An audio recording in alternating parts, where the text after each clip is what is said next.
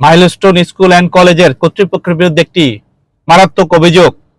তারা ছাত্রছাত্রীদের জোরপূর্বক কোচিং করতে বাধ্য করেন অর্থের বিনিময়ে, যা কিনা ছাত্রছাত্রীদের গার্জিয়ানদের পক্ষে অনেক সময় কষ্টসাধ্য হয়ে পড়ে।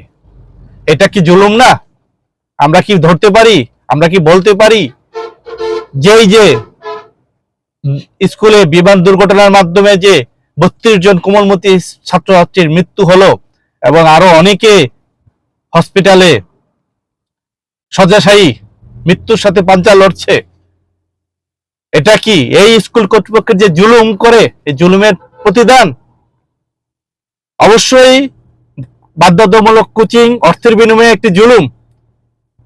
আমরা এর প্রতিকার চাই। কর্তৃপক্ষের নিকট আবেদন, যথাযথভাবে এর তদন্ত করে এর একটি বিহিত করা। কোনো ভালো স্কুল, কোনো স্বনামধন্য স্কুল কর্তৃপক্ষ কখনোই ছাত্রদের কোচিং করতে বাধ্য করে না, ব্যতিক্রম শুধু মাইলস্টোন স্কুল অ্যান্ড কলেজ। আমরা প্রত্যাশা করি সরকারের নিকট এর সুষ্ঠু তদন্ত করে এর বিহিত করা। ধন্যবাদ সবাইকে।